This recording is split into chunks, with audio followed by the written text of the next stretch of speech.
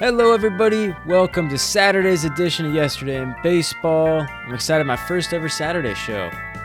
My name is Luke, and today we're going to be talking about all of the divisional series that are happening today and throughout this week. Doing a little preview into each series, looking at some of the team's strengths, weaknesses, who to look out for. So you're all set and ready to go for the series.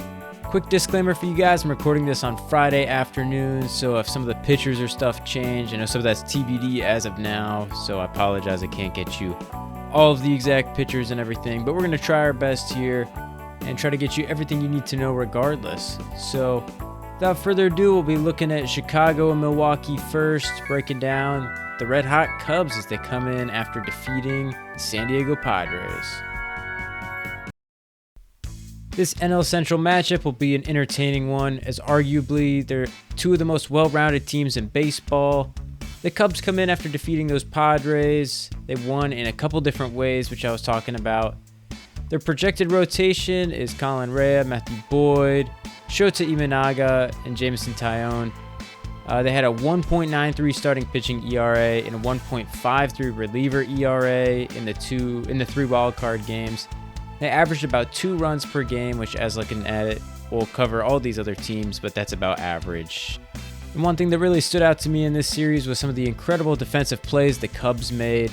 Left and right, they were taking away hits and just making some great plays, and I call it the Bermuda Triangle out there in the middle of the field for them. They got PCA in center, Dansby at short, and Nico Horner at second. I mean, you hit anything in that area, it seems like one of those guys is going to get to it, so pretty lethal middle of the field there. And in my mind, that's one of their keys. They need to keep playing that electric defense. The Brewers have such a contact-oriented approach. They're just trying to put the ball in play. And if you're out there able to take away hits or, balls in play that should be hits, you're going to really help slow down that Brewers offense. And they also need to harness the power of the long ball. Something the Brewers struggle with and use that to their advantage is, the teams that out-slug and out-hit homers the other team. That's not good English, but they typically get the victories here. So I think if they can do that, that'll help them a lot. And onto the Brewers side, the number 1 seed in the National League. The rotation is expected to be Freddie Peralta, Quinn Priester, Jose Quintana, and potentially a bullpen game thrown in there I'm seeing. They've had just under a 4 ERA for their starting pitchers in September, and they had a great 2.91 bullpen ERA. They were the 23rd ranked offense in September. It'll be interesting to see how their offense gets affected by the bias that already didn't come in looking too hot. The Brewers need to play to their strength, though. They need their fundamentals. The Cubs are a very fundamentally sound team as well, but they just need to outdo them in that aspect of the game. And then they need to get those bats going, like I said, especially after sitting for a week. They have to play to their strength. Don't try to slug the ball. I mean, if they're going to win, I don't think it's going to be from home runs. It's going to be from creating some chaos out there. They steal bags, they get it done. So just create chaos out there, put the ball in play, and see what happens. So that's Cubs and Brewers. Let's take a look at the Yankees and Blue Jays. The Yankees come in after a hard-fought series against the Red Sox. The rotation won't be aligned, but even with that in my mind, it looks better than Toronto's.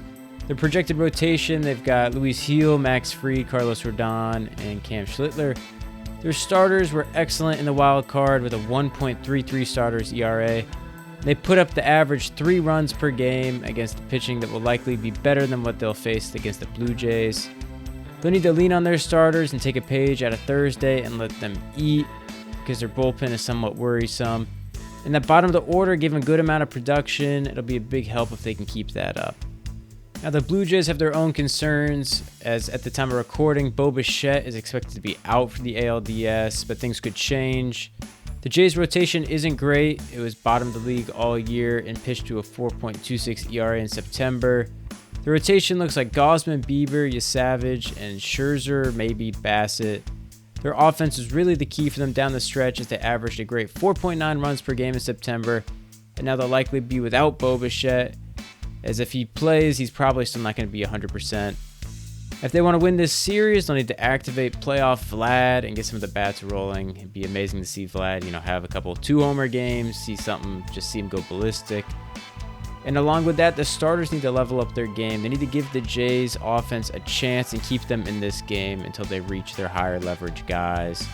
Again, it's going to be tough. The starting rotation for the Yankees is great, so if they can kind of match them toe-to-toe, I think they'll have a good chance. So we'll see. Should be a fun matchup. But next up, we have Dodgers against the Phillies. The Dodgers come in after beating the Cincinnati Reds quite easily in 2 games. In that series, their starters were excellent, coming off of a good September where their pitching had the lowest batting average against in history.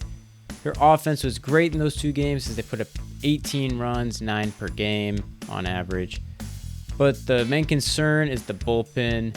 And I know when you're up by that much, you're not really going to be throwing out your ace relievers.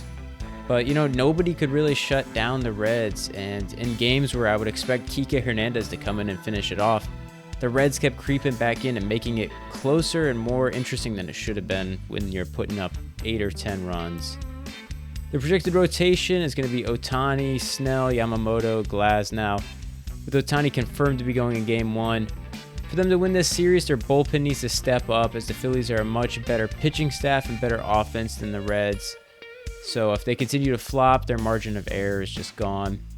They need to score early, establish a buffer in case things go south later in the game. If the starter leaves the game and they're up by 4, they'll be in much better shape.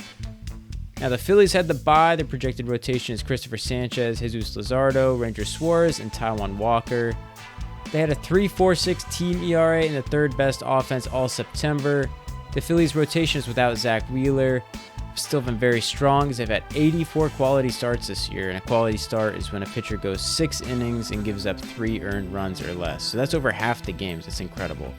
So that's going to be their key. Let their starting pitchers go out there and shove and just control the ball game. Many times this year I saw Jesus Luzardo go out and shove after a rough inning or 2 and, end up going 7. So just, give your starters that leash unless it's terrible looking. And lastly, the Phillies need to try and get into the Dodgers bullpen. This is a very strong roster all around, lots of high-end talent on the Dodgers. But if there is one weak point, it is going to be that bullpen. So if the Phillies can target that and make them pitch 5 or so innings, that would be huge. And we'll wrap up with Detroit and Seattle, another great series. Detroit come in after beating the Cleveland Guardians in the AL wildcard. The offense wasn't great in that series for them. The pitching did a good job. I will say that Guardians offense is a heck of a lot different than that Seattle offense. The Tigers' projected starting rotation, you have Skubal, Flaherty, Mize, and potentially a bullpen start in there. I know they won't be afraid to try and use Skubal on short rest, I would assume. Their starters were lights out in the wild card, and they were about average among teams offensively with about 3 runs per game against a lot of tough pitching. They're going to need to score by stringing together hits and hoping that the pitching is lights out. They need to get the job done with runners in scoring position. That's going to be one of their keys, as well as making sure you're geared up to face those top hitters in the Mariners order, getting your best pitchers in there every time they come up to bat, because that is a lethal offense, especially in that top half. Now, Seattle had the best offense in September and a top 5 pitching staff in September, helping them go on this incredible run. They got Logan Gilbert, Brian Wu, Luis Castillo, and George Kirby. They need that top of the order to produce just like they did all season, and they need to swipe some bags to help manufacture some runs as well if things get tough with that bye. They can put up 3 to 4 runs a game, and if they do that, I think that they'll win that series no matter what. Their pitching is good enough, and their offense is capable of that. So it's going to be interesting. Cal Raleigh hit 60 homers. Gino Suarez hit almost 50. You have Naylor, Julio. You have J.P. Crawford. Just a long lineup of a lot of great hitters. So they're going to be a tough team to shut down if you're the Tigers. So those are all 4 of the divisional series that we've had this week. Should be a lot of fun to watch those. And I'm going to give you guys some quick predictions now that my bracket is pretty much destroyed and thrown out the window. So we'll take a look at some of that. So we'll loop back around to Cubs at Brewers. It's going to be a really entertaining matchup. Again, 2 very well-rounded teams that are familiar with each other. I kind of don't see a way this doesn't go 5 games, but I truly believe, and this is no shade to the Brewers. I feel bad. Their fans are I feel like they're a first-round exit every year, but I think the Cubs have this. They seem that much better and like they can win in just that many better ways that I think that they have the edge in this series. So I think the Cubs take that one. Then Yankees at Toronto. The Yankees looked really good. They had the pitching there. Again, the bullpen was a little shaky, but if their starters can pitch like they have, I'm not too concerned. And I mean, their offense, they were one of the top offenses in baseball in terms of homers and runs scored. And they have one of the best starting pitching. So if they can go out there, kind of like what I was saying with the Dodgers, if they can get a 4 or 5 run gap by the time their bullpen comes into the game, I'm not too worried. So I think the Yankees will win this. Then Dodgers at Philly. This is going to be really close. There's just a lot of tough, they're very similar in a lot of ways. And looking at how they're well-rounded, I think they're very similar. But I go with Dodgers. They've been there before. They're kind of in that window of glory right now, so I think they're going to keep on rolling. And that their pitching and stuff is just that much better against a somewhat inexperienced postseason staff with like Luzardo in there. So Dodgers win this one. And then in Seattle, I think Seattle takes this one too.